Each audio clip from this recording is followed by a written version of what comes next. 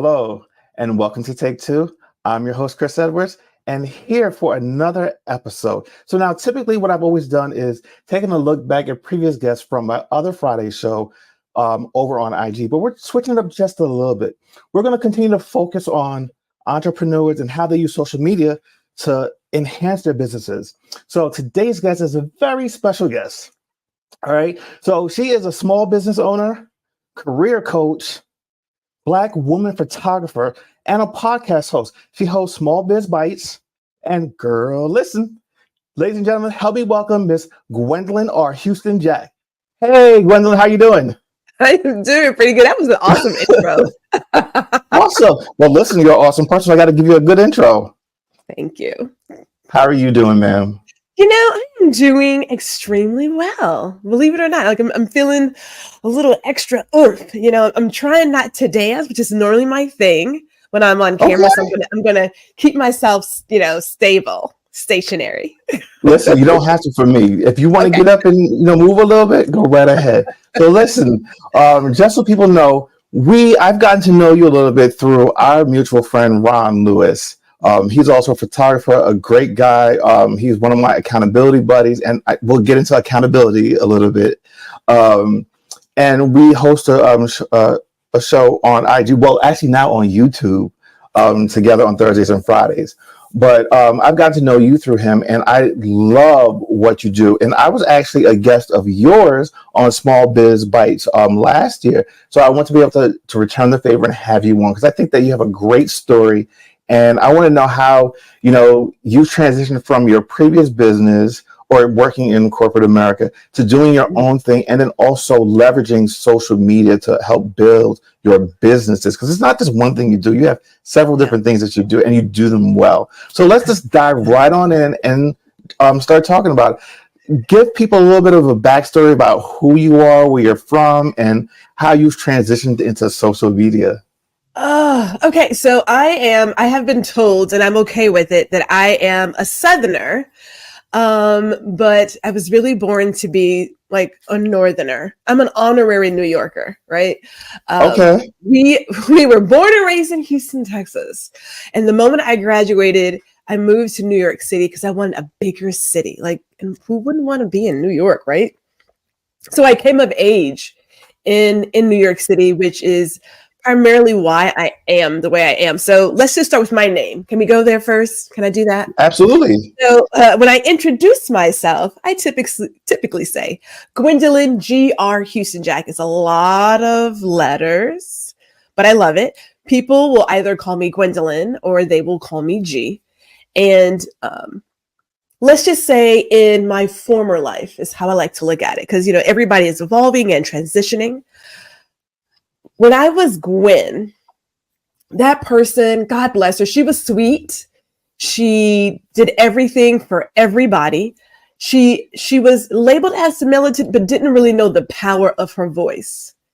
There were moments where she was bullied by family members. She was also bullied by people of authority in her high school. So we had a lot going on as Gwen. And I wasn't really happy with it. And here I am in New York City. I'm in Chelsea, no less. All right. And I am seeing all of these people living a life that appears to be happier than mine. Like they were wearing their hair all kinds of ways. They were wearing fashion. They were just being themselves. And I thought, God, like I wish I could have that freedom. And then I thought, wait a minute, what's stopping me? What is stopping me from grabbing it? So 9/11 happened. The city went into mourning for 2 weeks. And on September 25th, the mayor said, hey, we got to get back to living life. And, it's a hard move. But I'd already started this transition. And as you may recall, in the late 90s, early 2000s, there was the big chop that everybody was talking about. So I woke up, I went to class. After class, I said, this is it. We're starting fresh. And I chopped it off. So I wanted a physical transformation to match what was changing in my heart and my soul, my mind, how I lived. And so Gwen was cut off and Gwendolyn reemerged. And then I became a G. Okay, so hold on. Let me just interject real quick because it's so funny that I've never heard that story, and I don't know if you noticed, but I was always calling you Gwen in the beginning. And when I would talk to Ron, I would say Gwen. And I remember once he corrected me. He's like, "No, she doesn't like that. It's Gwendolyn." And I'm like, Yeah. "Okay," because I know that Gwen is short for Gwendolyn, and most people tend to use the Gwen. I have an aunt who's Gwendolyn, and we call her either Aunt G or Gwen. Mm-hmm. So I was like, okay, and I want to be respectful of people and how they like to be referred to. So I remember when I reached out to you to do this interview, I made sure specifically to call you Gwendolyn because I did not want to offend you by saying Gwen. So it's interesting to hear why you don't use Gwen anymore. And that's such a powerful story. Yeah. And I think that people don't realize the power of people's names and what it means to them. And the fact that you've taken on that and said, no, my name is Gwendolyn, or you can call me G. It's not Gwen because Gwen is who I was before. It's not who I am now. Yeah. That's awesome. That is awesome. I love that story. She's in the past. Now, obviously, my mama, and my dad when he was here. My mama gonna call me Gwen. She calls me Gwendolyn Renee. It all depends on how she's feeling in the moment and what I've done. So that is different, right? Like family members and loved ones is now a name that's endearing. But people on the outside, now once you become family, people are like, well, it's like, because you're family, right? But yeah, so I love my name. Like I love all 3 syllables. It's Gwendolyn, right? It's like now it's old and dirt. People are like, oh, that's an old name. Yes, it is. But it fits me, it suits me. So when I walk in, it's like, yes, my name is Gwendolyn. People are like, oh my God. So I used to correct people, but I was going through a transition phase.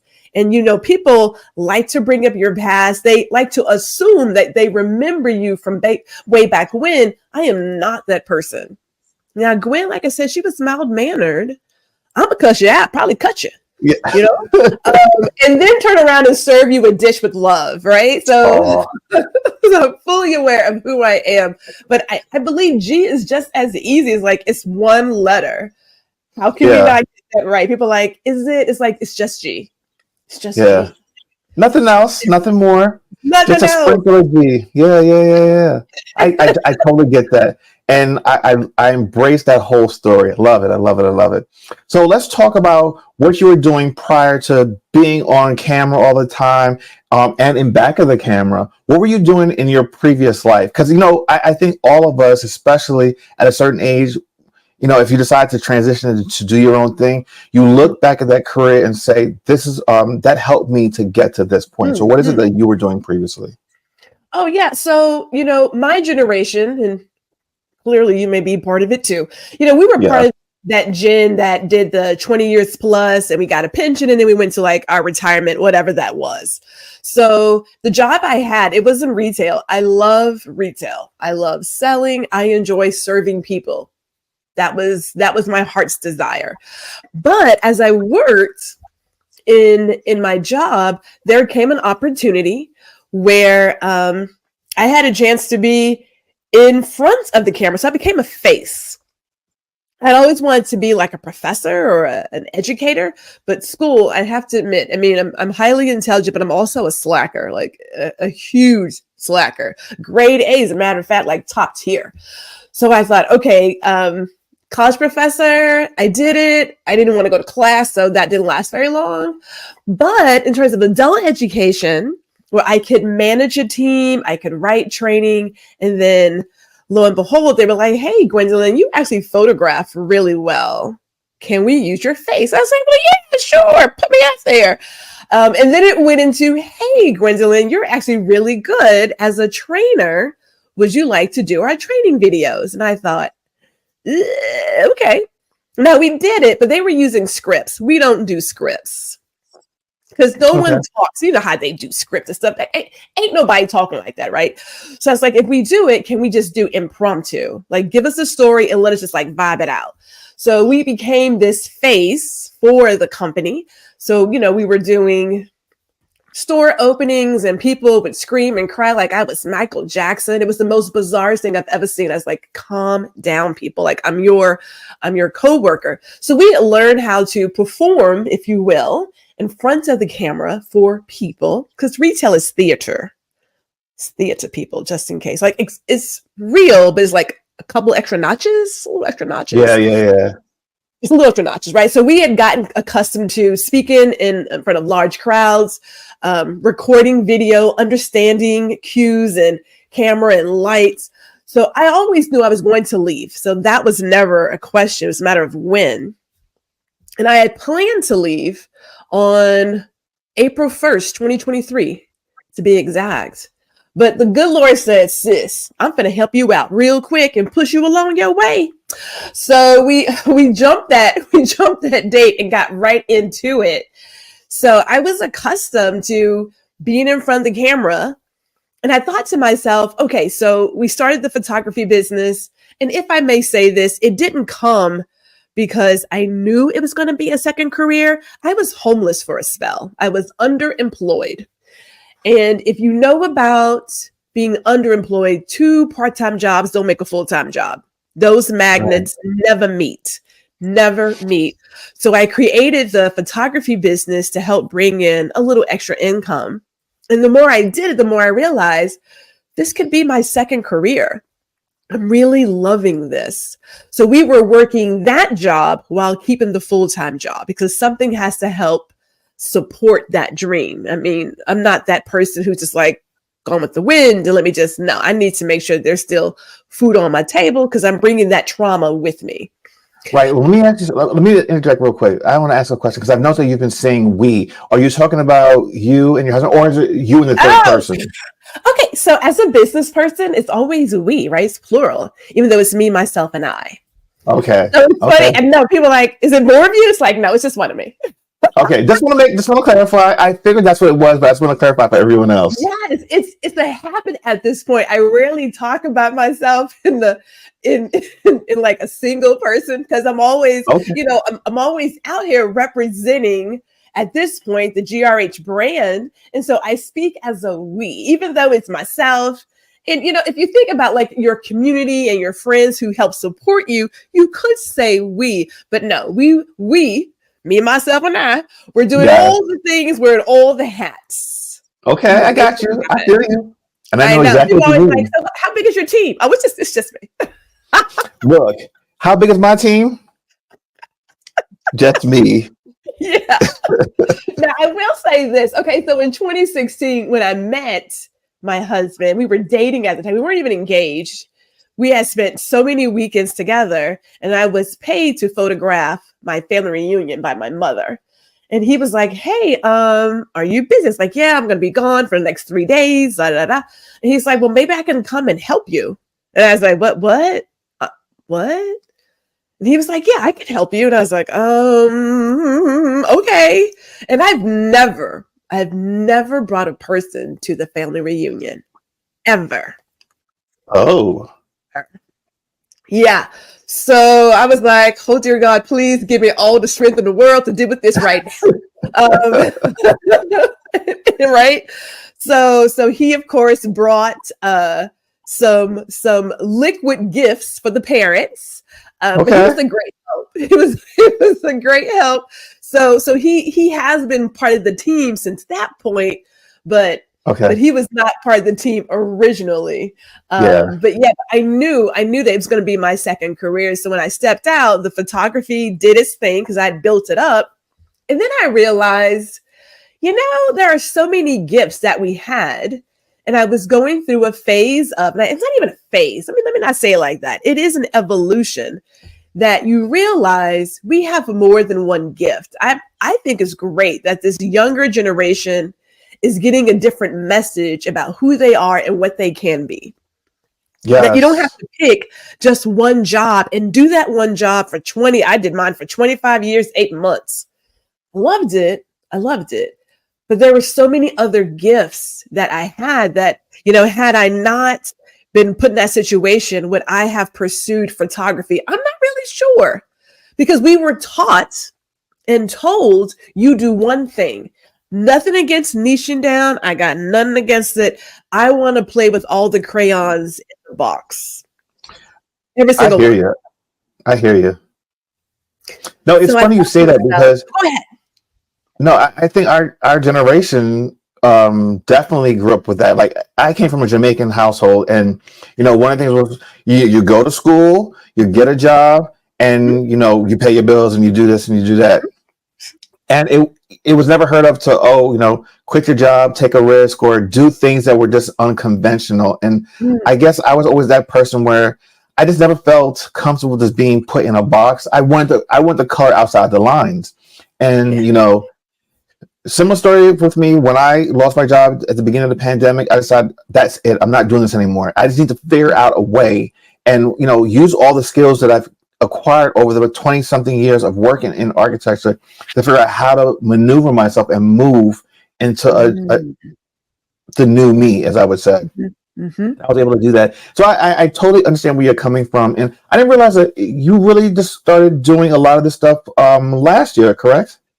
Dude, I did a lot. So, okay, so I keep a list of aspirations. I have it on my Mm-hmm. phone. And they are dreams, but a lot of aspirations are attainable depending on how you work it, right? So the photography thing was going great. And when I left my job, I'm going to say my team was like, hey, I don't have anybody to help me grow my career. So I was a career coach. You're right. Right. I was a training manager. I actually created the job. Like no one else had it. Because once I left, that was like, and it's done. But I was a training manager who also wrote training, directed the team, did hiring, recruiting. But my primary goal was to grow careers. I never managed people. Never did it. Gotcha. I'm not that person.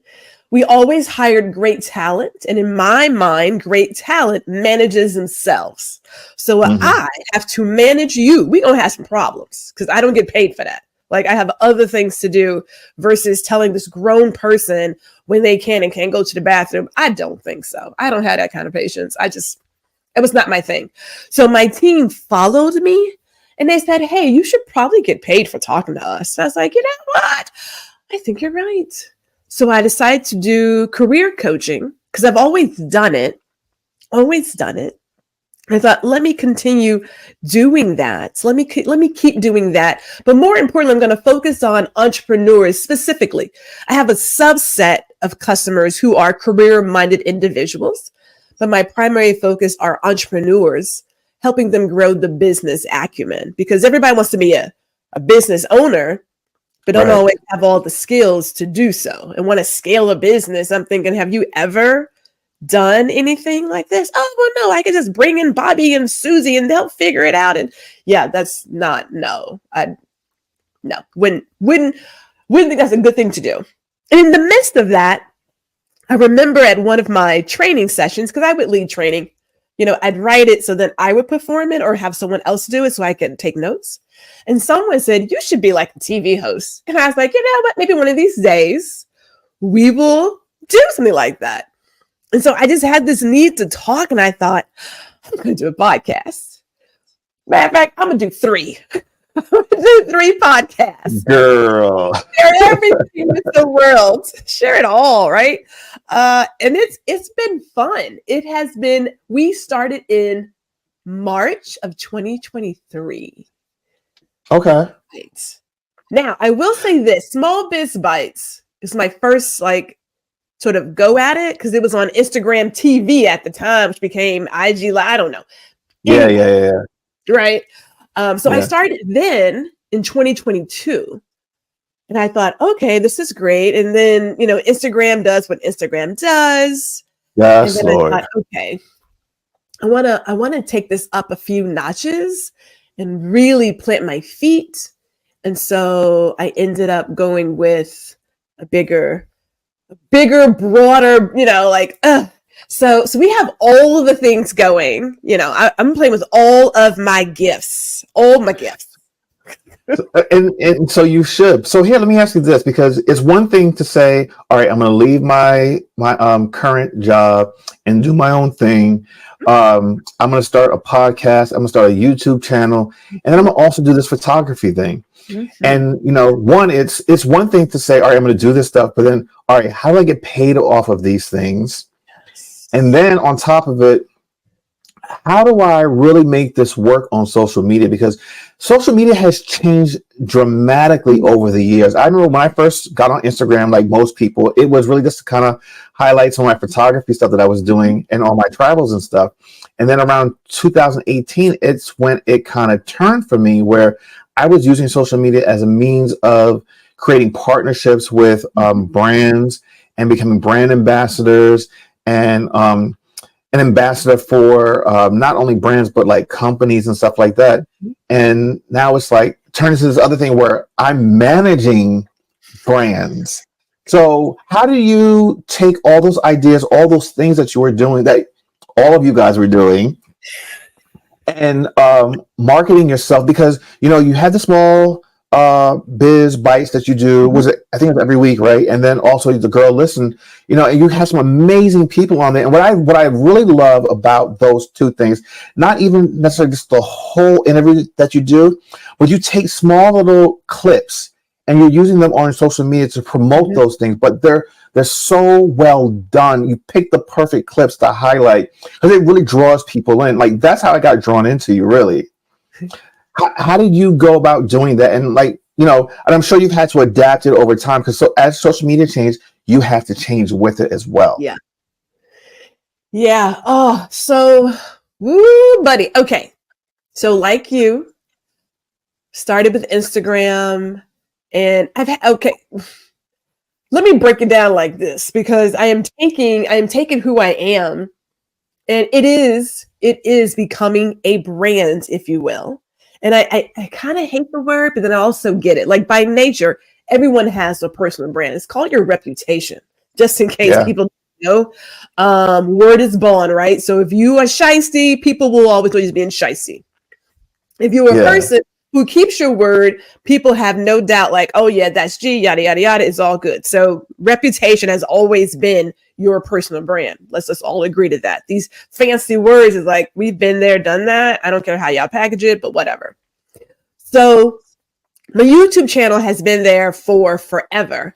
I started because I was a child in New York City, and my mama, at that time, an active pastor, was like, oh, my child's in. I mean, it's not Las Vegas, but hey. So I would do, I know, right? I would do these videos to show them where I am and that I'm doing well. And so it's always been about family for me, right? That's always been the mainstay, is family. In the evolution of myself and seeing how YouTube has changed as well, it has morphed into, okay, this is, if you want to know about Gwendolyn, these are her pillars. I'm about family. I'm going to talk about drinking, because I enjoy drinking. My father was a private chef. We eat, danced, and drank in the kitchen is what we do. We're going to talk about other people, though, because I'm about community. So I don't mind. Shouldn't say I don't mind. I look to lift up other people. What I do, I have an attitude of servitude. So if I know I have a platform that can help somebody else win, why not use it to have somebody else win? That's where Small Biz Bites comes from. I am not in competition with anybody else but Gwendolyn. Yes. That is it, right? Like this whole deal of I can't help so-and-so. There is so much pie out here, as I like to call it.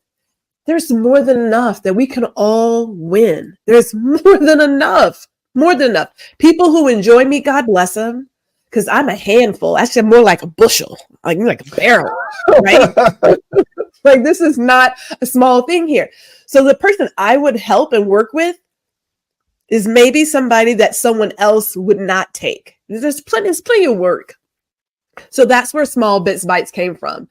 The Girl Listen came from, I have a voice. I have always been a person who would push the edge. I was labeled as militant in high school, although I didn't know the power of my voice, as I said. But once I got out, it was like, we're about to go for it. We were doing things in the community, even before, like I've considered running for an office, maybe city council or something. They liable to shoot me. They'd be like, get rid of her. So I was like, no, let me not do that. But I do have a platform, and I'm going to talk about what we don't like to talk about. I am that person. I'm going to push all the edges. We're going to just all fall over. We'll probably land safely, y'all. We may land safely, but just in case, buckle up, right? So that's what that came from. So that is just here's who I am as a person. We don't share all the things, although we have shared quite a bit. Like, I don't mind telling people that I am in the premenopausal state. I'm shaving chin hairs in the morning. I'm having hot flashes. This is the world I'm living in. And I'm not the only woman dealing with this. So let's not pretend like this is not happening. Like, it's happening. It's happening to people, right? So we break away from that, and then we have our photography business. And as a photographer, Instagram, in the beginning was about photography, and it's morphed from that. Yeah. It's really everything is social selling, which is fine. It's fun. But in terms of photography, you got two things. You got people who are selling to you as an educator. So you are geared towards other photographers. And then there are people like me who are really geared towards consumers. So not only do I share my arts, I want to tell people, here's how you invest in really good photography. Before you decide to pick up the phone and call somebody, you need to talk about these things to yourself and your family members before you call. People call and say, well, I don't really have a budget. Those are lies. They're lies. That is a lie. We all have a budget. Before you get on the phone with a photographer, you know how much you're willing to spend. Right. The fact of the matter is, before you even, no matter what it is, even if it's your cousin that you're going to ask to drive you to the airport because you don't want to pay for Uber or Lyft, you are thinking about how much do I want to give them for their time. Take them out to dinner, buy them a bottle of wine, give them a gift card, put gas in their car. I don't care. There's payment somewhere whenever you think someone else is going to do something for me. So in my photography business, I use YouTube and Instagram and LinkedIn and Facebook to show my art, show how I service people, but then also I splice in the education for consumers, because there is a place where consumers need to be educated about photography. That's where that goes. My last one is just speaking to my heart for, again, entrepreneurs. So with the coaching, we have a YouTube channel there that every other Wednesday, 1:00 Central, we are doing live learning. So we're sharing the things, the topics that small business owners should be concerned with. How do you deal with customer accommodations? How do you recognize your customer? And just because they look like your customer doesn't mean they're your customer. We just did one this past week on passive income because I'm so tired of the passive income. So we did one on what passive income really is, that's good for all people, right? So that speaks to entrepreneurs. It speaks to those who are career minded. It's like, if you're thinking of being an influencer or doing an ebook or writing these courses, that's called working. Okay. It's called work, but that's another soapbox for another moment.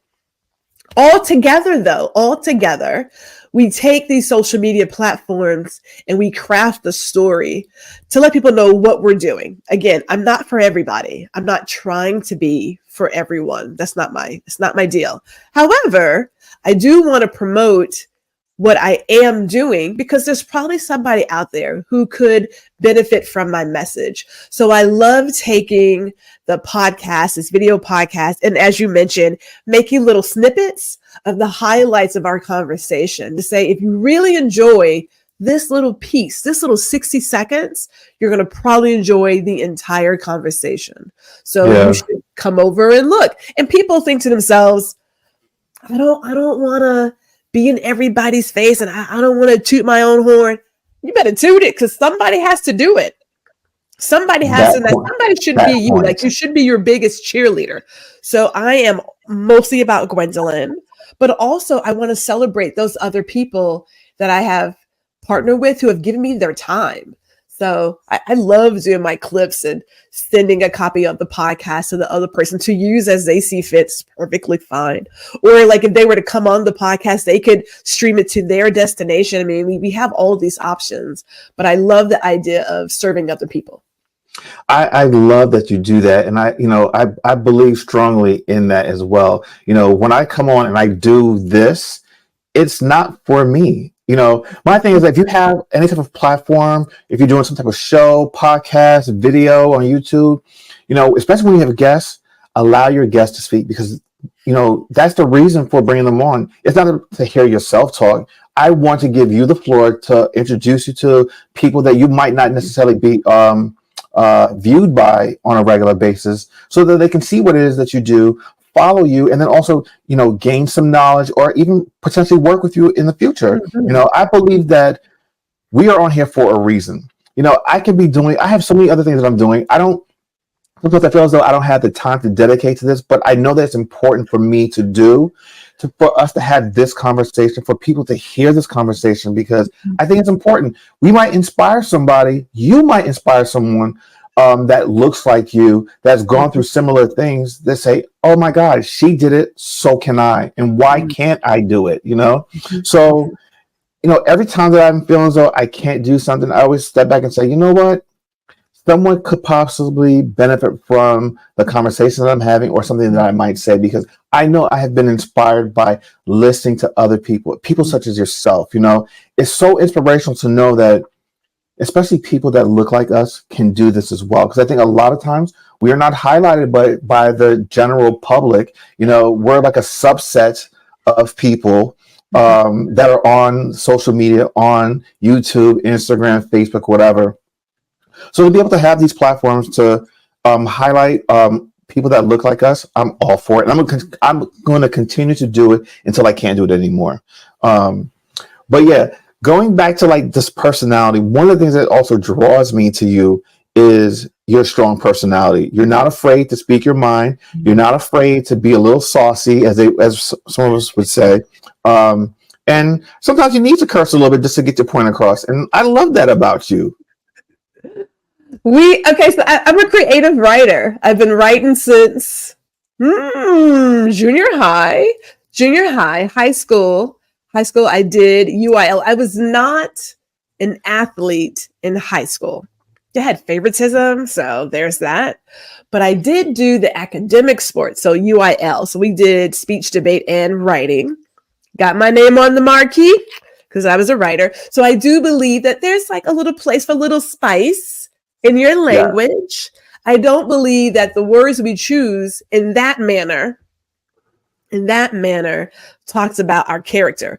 There's a dear friend who has a swear jar, but the swear jar isn't for the S word or the D word that we think of. It is for things like stupid, dumb. Those are far worse words you can use than using what we call vulgarities. Far worse. And I thought, that's brilliant. Because it is. People are like, oh my God, I'm so stupid. Oh my God, I'm so dumb. She's like, put it in a swear jar. Because, we get used to saying these things about ourselves. And we're not really aware of our word choice. I try my darndest not to say can't. However, I can't eat liver. Like, that's not happening. I'm not doing chitterling. I'm not doing it. So in those regards, I'm going to use can't, because that's not happening. But I don't like to use the word can't. I try very hard to not use try. There we go. Should, because should is putting your beliefs on other people. We are, and again, I know I speak in this plural form, right? I also sometimes talk to myself in the car. I'm like, Gwendolyn, Renee, what are you doing? Well, right now we're driving down Main Street. And for people who are like carpooling, they're like, is she talking to herself? They're like, yeah, it's a thing. It's a thing. Just let her drive.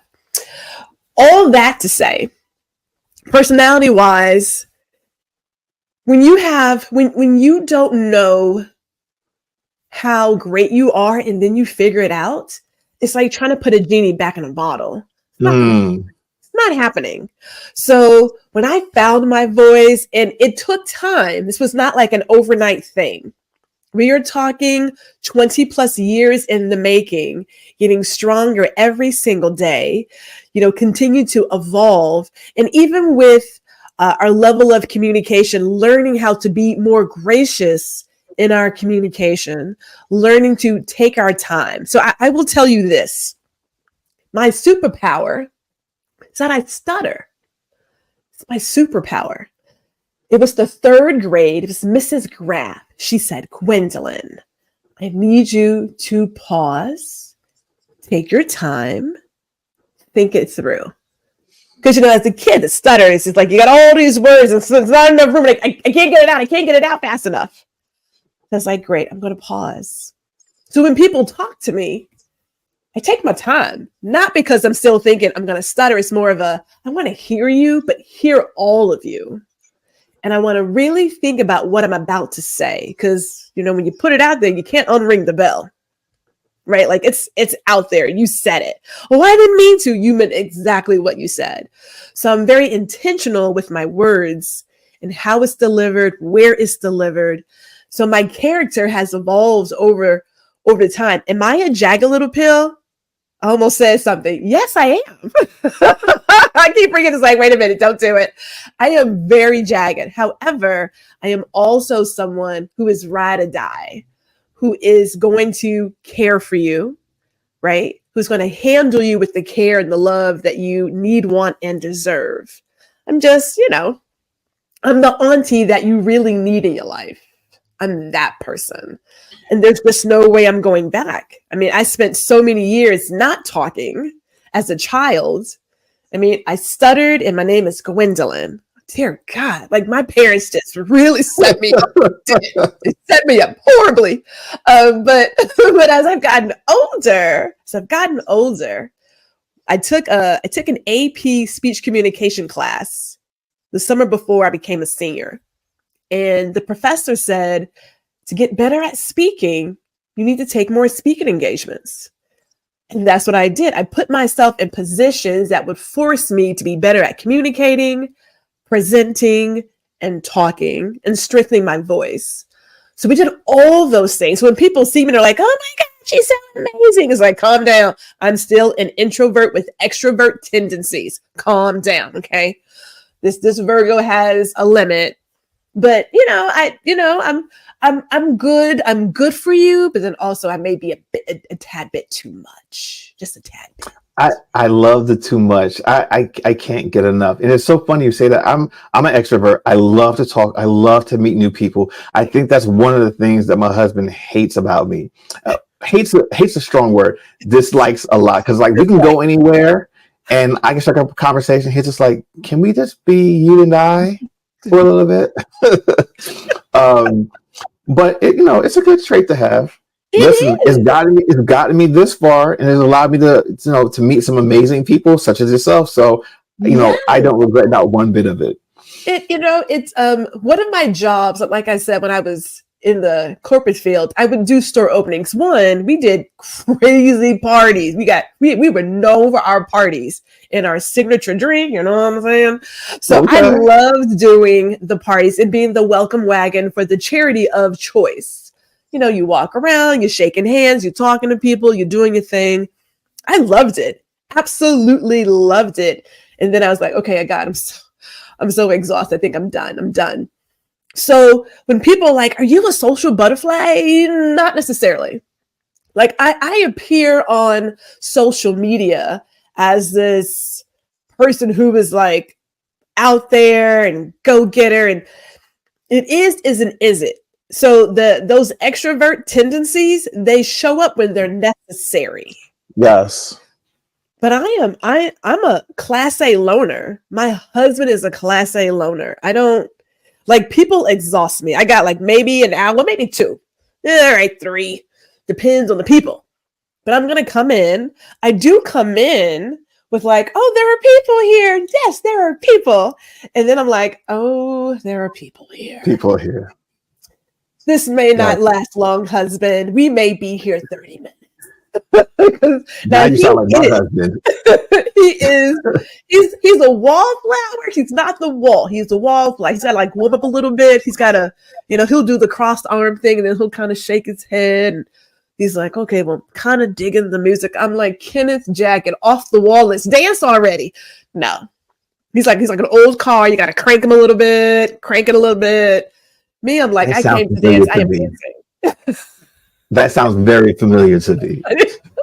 So you know what I'm talking about. Yes. Yeah. But no, Yes. I enjoy people, and I do believe, the world that we're living in, there are a couple of things that bring us together. Music is one, food is another.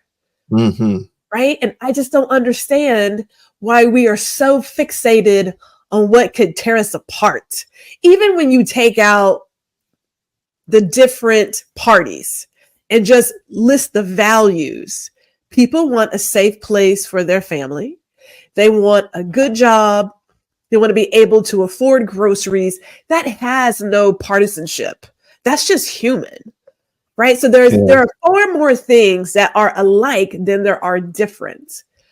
But we have a choice. You can either choose to focus on what's going to keep you separate, or choose to focus on what makes you part of a bigger, more wonderful thing. I go for the latter. I go for I hear you. I mean, it's just, they're just ways, they're just a different way to live. So we choose to live this way. I hear you. All right. So as we begin to start to wrap this thing up, because I know we're getting close on time, where do you see the business going in 2024 and beyond? Oh, okay. Well, photography wise, we are tightening up on who I serve. I typically go to the customer's home to photograph them because they typically have properties that are big enough to be photographed on. I'm just going to go ahead and say it. Okay. So there is that. I feel really good about that just being solid. And I will say this, I shut it down in 2022 to help care for my father. Did not have the emotional capacity to deal with anybody. And even though I thought I could, I did take one customer who was already a current customer, literally a month after my father passed. I couldn't even think of her name. I was not on my game at all. So for any of those people who are going through a grieving process, give yourself the space and grace to grieve, because trust, I did that. So we are turning that car back on. So I'm feeling really good about that. The coaching business is still very new. It's only like maybe a year old now. It's only a year old. We are gaining momentum. People have to see you like 8 to 10 times before they recognize that you're even available. And you have to deliver a consistent message. Everybody is not the entrepreneur for me to coach. Right. I'm not a business coach. That is not what I do. I am a career coach, and entrepreneurship is a career choice, right? So like all your other careers, you should have, and I'm going to use should. I did it. I sure did.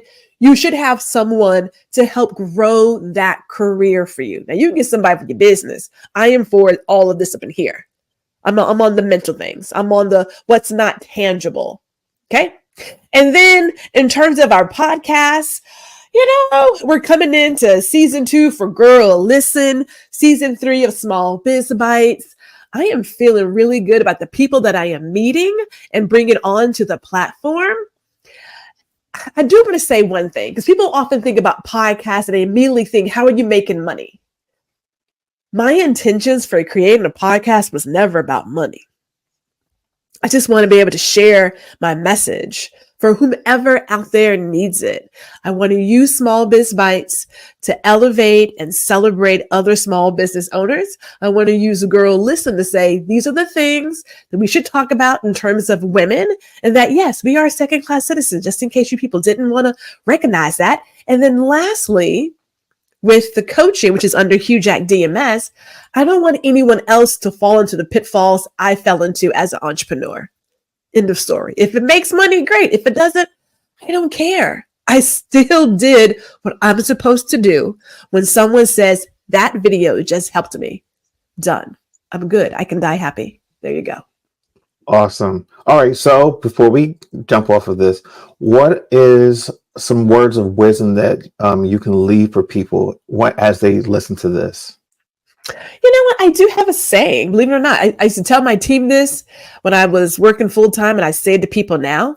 It is give yourself the space and grace to grow and learn. None of this stuff happens overnight. None of it happens overnight. Like it comes from time.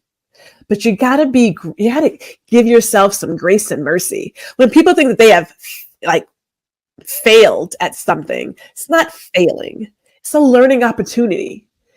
You really have to go into it with a growth mindset that I'm going to go out of here and I am going to give my all. There is no try. And I believe in Master Yoda. You either doing it or you not. If you're coming in half-ass, sorry. If you're coming in half-ass, you get half-ass results. So Absolutely. go in with it, full heart, all of your might, and then take lessons on what went well and what could be better. But give yourself that space. You know, where I was in March of 2023 with my podcast and where I ended in when did I end? September? October? Because I kept showing up. I couldn't stop talking. Night and day. Night and day. And it was gorgeous. It was gorgeous. So give yourself that space and grace. Yeah, no, the one thing I always tell people, I think a lot of people get caught up on the fact that, oh, it's not where I wanted to be when I first started. No, it's never going to be. Just start it. You will learn along the way and you will build. And that sounds exactly what you did. And it's working beautifully. And if people would just follow that motto, I think that everyone would be even better. But Gwendolyn, this has been an amazing little conversation. I enjoyed having you on. It's nice to have you on the other side, not having to ask the questions and just to let you talk. And, this was awesome. Thank you so much. Thank you for having me. I really enjoyed myself. And I only used one half cuss word. So there you go. Listen, I don't mind a little spice. Like I said, as my husband said, I can cuss like a sailor too. So it's okay. Yeah. But thank you so much for joining us and allowing yourself your message and your story to be told. Thank you all for watching this episode. I hope that you found something useful, you learned something, and you walk away just a little bit better. So until next time, take care of yourselves and take care of others, and I will see you next week. Goodbye, everybody.